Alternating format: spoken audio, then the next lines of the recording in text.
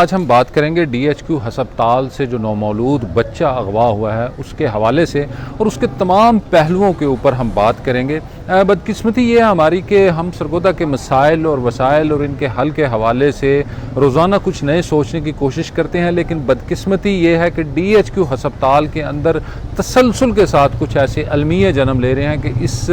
मौजू के अंदर से बाहर निकलना ही हमारे लिए बहुत मुश्किल होता जा रहा है। अब ये जिस तरह 2 रोज़ का नौमौलूद बच्चा यहाँ पीड्स वार्ड से अगवा किया गया है, उसमें जो बताया जा रहा है हमारे ज़राए के मुताबिक कि एक ख़ातून थी, कोई नौसरबाजों का गिरोह है जिन्होंने ख़ातून को आगे लगाया और वो इस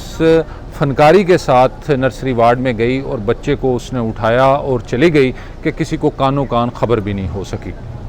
अब जाहिर है कि जिनका बच्चा अगवा हुआ है उनका जो लख्त जिगर है उनके लिए किस तकलीफ़ और अज़ियत का सामान है, लेकिन उनकी जो तकलीफ़ और अज़ियत है, जो उनसे हमारी बात हुई है, उनके नज़दीक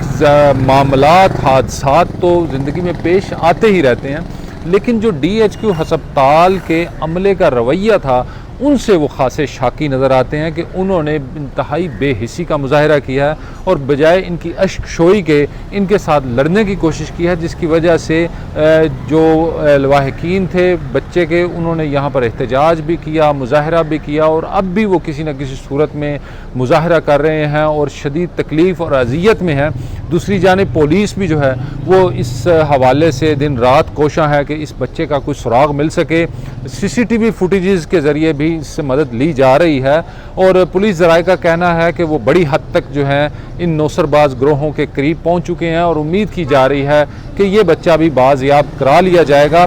लेकिन यहाँ पर जो सवालात हैं कि आइंदा किसी और का बच्चा जो है यहाँ से अगवा ना हो, उसके लिए किस तरह तदारुक किया जा सकता है, इस पर भी आज हम बात करेंगे। अगर हम DHQ हस्पताल और इसके साथ मुल्हिका हस्पतालों की चेन की बात करें तो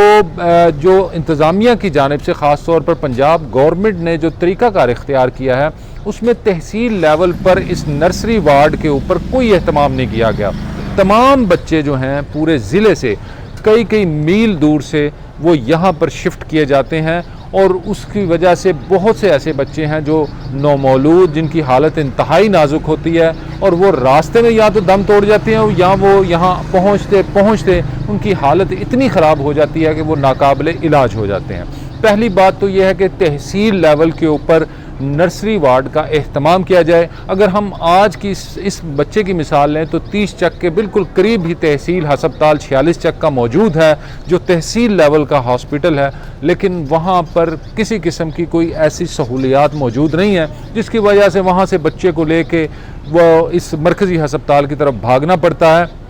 और इसी तरह इन हॉस्पिटल से जो चिल्ड्रन वार्ड लाहौर है वहाँ पर भागना पड़ता है वालिदैन को और बच्चों की हालत ख़राब हो। तो जो डिसेंट्रलाइजेशन है वो इंतहाई ज़रूरी है कि मरकज़ियत का ख़त्म किया जाए और शहरियों को सेहत की सहूलत उनके करीब तरीन इलाके में दी जाए। कम अज़ कम ख़ास तौर पर अगर हम नर्सरी वार्ड की बात करें तो तहसील लेवल के ऊपर नर्सरी वार्ड्स की जो है सहूलत देना इंतहाई ज़रूरी है। उसके साथ साथ जो सिक्योरिटीज़ के चेक एंड बैलेंसेस हैं उनको जो है उनकी निगरानी करना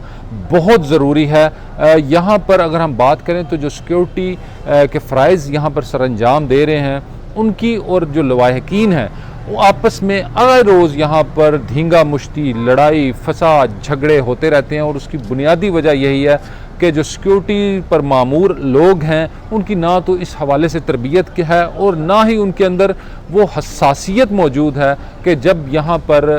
कोई शख्स अपने करीबी अजीज़ को एमरजेंसी की सूरत में लेके आता है या बीमारी की सूरत में लेके आता है तो उसके साथ एक ख़ास किस्म की जो है वो फ़िक्रमंदी होती है और वो चाहता है कि मेरे अजीज़ की फ़ौरी तौर पर जो है उसको रिलीफ़ भी दिया जाए और उसके जो है जो उसके इलाज भी किया जाए। एक तरफ तो इस हवाले से सिक्योरिटी गार्ड्स जो हैं बदतमीज़ी करते हैं और दूसरी जानिब डॉक्टर्स का रवैया जो है हद से ज़्यादा रश होने की वजह से कह लें या इनकी एक आहिस्ता आहिस्ता एक नेचर ऐसी डेवलप होती जा रही है कि वो सरकारी हस्पताल में उनका रवैया इंतहाई रूड होता है। यही जो डॉक्टर्स हैं अगर इन्हें प्राइवेट हॉस्पिटल में चेक कराया जाए, चूँकि वहाँ पर मोटी मोटी रकमें वसूल करते हैं, तो वहाँ पर इनका रवैया जो है इंतहाई खुशगवार आपको नज़र आएगा। यानी ये शख्सियत का तजाद बजाते खुद एक पूरे तिब्बी अमले में आपको नज़र आएगा, सरकारी हस्पताल में भी और प्राइवेट हस्पताल में भी। जो सरकारी हॉस्पिटल्स के अंदर डॉक्टर्स हैं, मेरे नज़दीक उनकी ज़हनी सेहत भी जो है वो इंतहाई अबतर हालत में है, और उनको भी ये एहसास दिलाना बहुत ज़रूरी है कि जो यहाँ पर मरीज़ और उनके लवाहिकीन आते हैं उनके साथ किस तरीके से बिहेव करना है और किस तरह एक्ट करना है। आखिरी बात यह है कि जो यहाँ पर पेशेंट्स आ रहे हैं उनके लिए भी ये बहुत ज़रूरी है कि वो थोड़ा पेशेंस से काम लें और थोड़ा सा अल्लाह पर भरोसा रख के हर एक से लड़ने की कोशिश ना करें, क्योंकि इसी वजह से जो है हॉस्पिटल में आए रोज़ हड़तालें भी होती हैं और इस धींगा मुश्ती की वजह से दूसरे मरीज़ भी परेशान होते हैं। ये सारी सूरत हाल को अगर हम देखें और कोई अल्लाह का बंदा जो कुछ वजारत सेहत में बैठा है या हुकूमत के अंदर कोई अगर इस एंगल से